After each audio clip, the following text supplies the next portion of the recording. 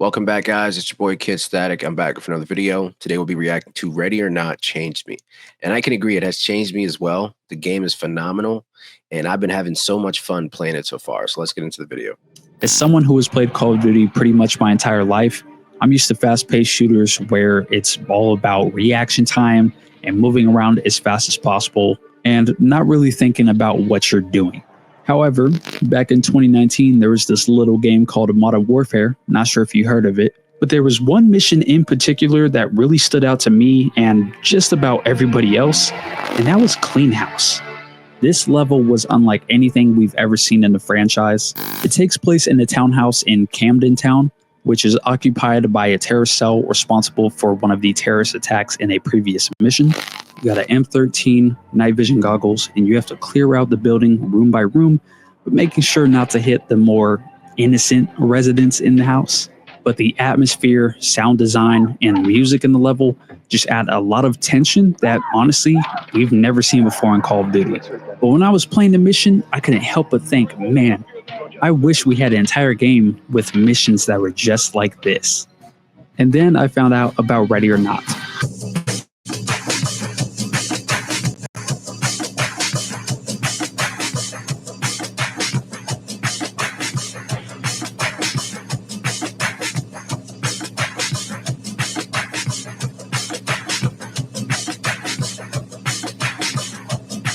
So kind of like what he was saying, most games, at least shooter games, are all fast paced. So it's about moving quick, not really thinking. This is where this game excels. It makes you think on every sort of level. And just when you think you haven't thought enough, you got to think a little more. It's always about your approach and how you do things. And that's how you'll be successful playing Ready or Not. It's a really great game. And it's been out since 2021 on consoles, at least.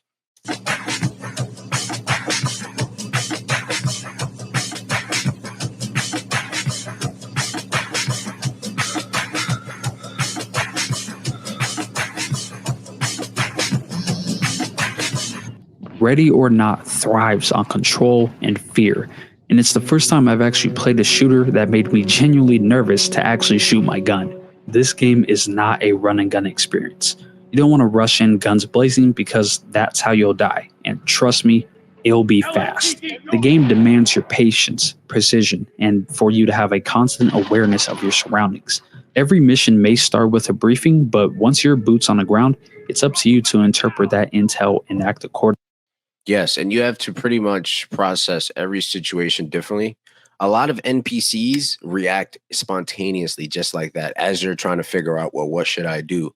So you may think they're putting their guns down, but as you're trying to set up, they just start shooting. Like anything can happen in this game, and you have to be ready and on your feet. So look, for those who haven't played the game, download it. You'll love it. That sense of autonomy is both empowering and also terrifying. You're forced to play carefully. You better check every corner, mirror every door, and issue commands to both suspects and civilians. You also have to follow your ROE. Shooting someone who's surrendering is an instant penalty. Failing to report evidence can also impact your score. So it's not just about clearing a level, you have to do it the right way. What really stands out to me is how the game balances realism with intensity. Your AI squad mates aren't necessarily perfect, but they are really good. You can give them detailed instructions on how to stack up, flashbang a room, breach it, whatever, and they'll carry it out with surprising awareness.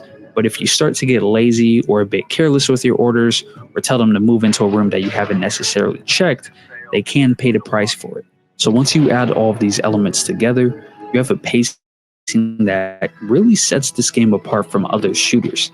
Missions can, and I've done that plenty of times too. I've sent them in rooms that I haven't even checked to see if they were cleared, and then like either one of my soldiers, well, one of my SWAT members would end up dying, or like stuff like that. So it's pretty realistic, and they do make you pay for every bad decision.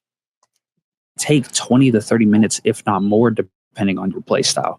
And you really can't speed run your way through, even with levels that you know like the back of your hand. The game wants you to slow down, and it wants you to feel the weight of every choice. And honestly, you're rewarded for doing so. And for me, that alone sets it apart from most other titles in the genre. This game doesn't try to impress you with glossy set pieces or flashy effects.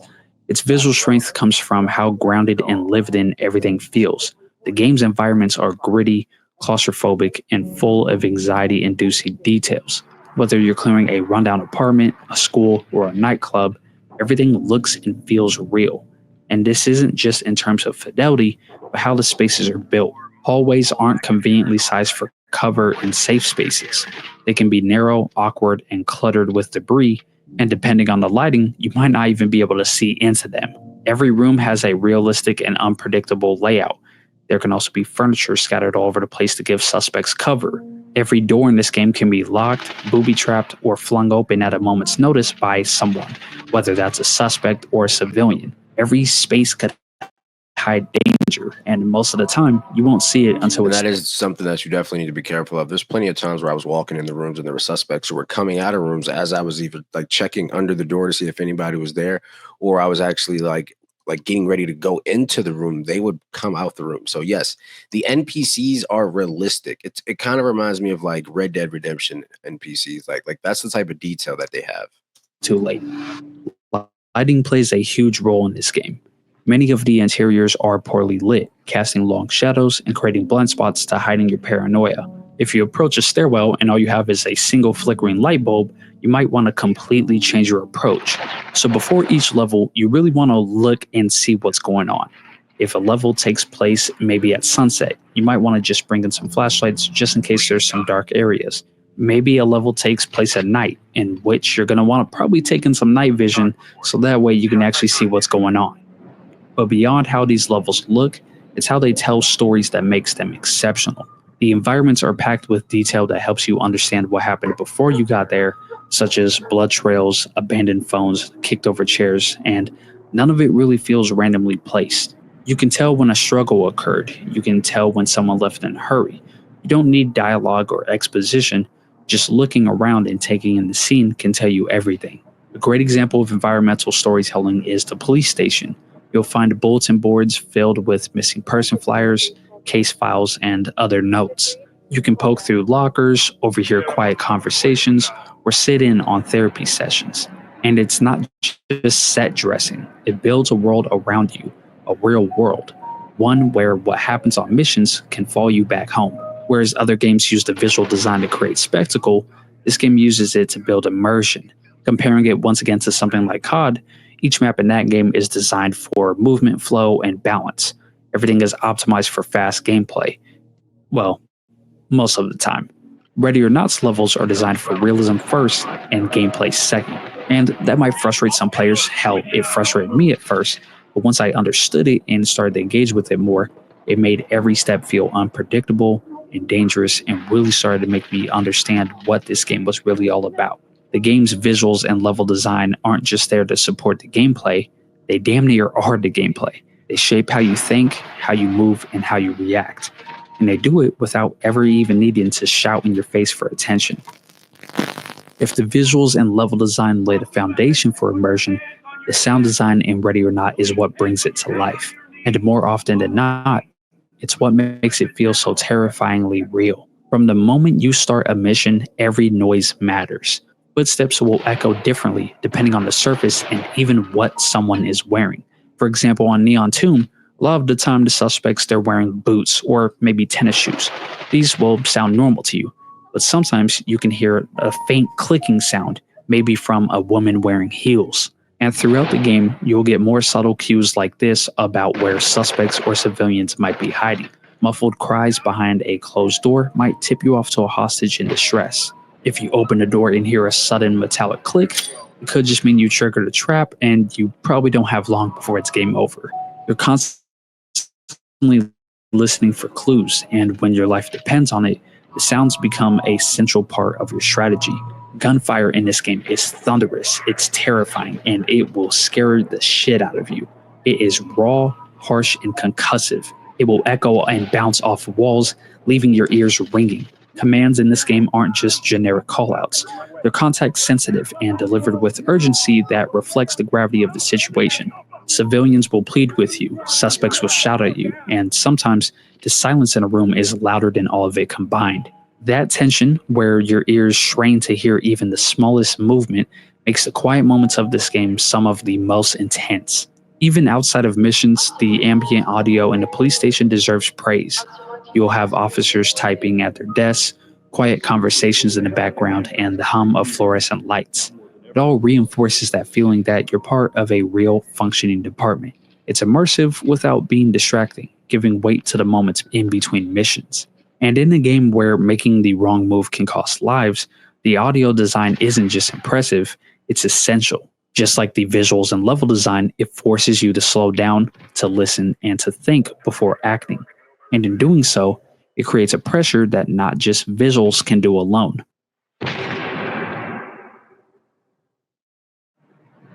While Ready or Not may not present its story in a traditional linear campaign, it arguably delivers a more powerful narrative experience than many blockbuster shooters.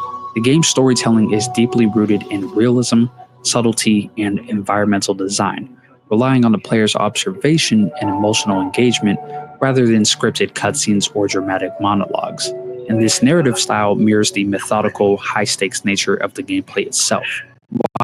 Every mission may be set in the fictional city of Los Sueños, the situations themselves are grounded in reality. And as you progress throughout the game, the city starts to feel disturbingly real. What really sets the tone for each mission is the inclusion of 911 calls that are fully voice acted, raw, and often gut wrenching. These audio recordings aren't just atmospheric, they anchor each scenario in a visceral, emotional reality. You're not just simply responding to objective, you're answering a desperate plea for help. And unlike in Call of Duty, where storylines often lead towards cinematic spectacle, Ready or Not opts for grounded human narratives. You're not chasing a nuclear warhead or battling a corrupt general, you're walking into domestic disputes, drug dens, and human trafficking rings, which may be smaller in scale, but they feel infinitely more personal to me. These are the kinds of stories that you might read about in the news. And each mission doesn't just spoon feed you exposition. However, if you pay attention, it rewards your curiosity. For example, in the mission Valley of the Dolls, you can slowly piece together the extent of the operation that's going on here through subtle environmental cues. Smashed hard drives, photography equipment, hidden compartments, and even the reaction of your own squad mates. It's absolutely disturbing, but it's handled with the gravity and purpose to not be shock value. It's the kind of story beats that make every mission feel more than just a gameplay loop. You're uncovering something ugly, something real, and your role is to bring order to it, however grim the task may be. And some of the maps are related to others, and together they'll form the bigger picture regarding the cases that are going on throughout the city. These connections aren't made immediately noticeable, but you'll have to connect the dots yourselves if you really want to experience the full story of the game. The result is a story that is felt rather than just told. It lingers with you after the mission ends, and not just because of a twist ending or dramatic score, but because of how real it all feels. There's something to be said for experiences that hold a mirror up to our world and ask us to look deeper. Ready or Not doesn't just provide easy answers. It doesn't give you the satisfaction of doing what's always the right thing. It has an unapologetic focus on realism, both in gameplay and subject matter. It covers themes that many studios would consider to be too controversial, and all of these topics are presented with an uncomfortable authenticity that forces the player to confront them head on. So if you're looking for a tactics shooter that challenges not just your aim, but also your mind, Ready or Not is absolutely worth your time. It's intense, it's terrifying, it's deeply uncomfortable, but it's also one of the most meaningful gaming experiences I've ever had, even if it's simple in its concept. I mean, there you guys go. I agree with Darth Ninja. Shout out to him for making this video. I agree with him 100%. The game is great. The story is there. And it's not just about the gameplay, but it's about the overall experience that you get while actually playing. So, yeah, I agree with everything he said, man. The game is fantastic. If you guys haven't checked it out yet, make sure you check it out. Hit that like button. Jump down in the comments. Let me know if you guys have enjoyed the game already. Make sure you guys let me know. What's your favorite mission from the game? I got a couple good ones, and I haven't even touched the DLCs yet, so I'm super excited to get into that. So let me know what you guys feel. But yeah, be sure to hit that like button, subscribe if you're new. Hope you guys enjoy the video. I'm out. Peace.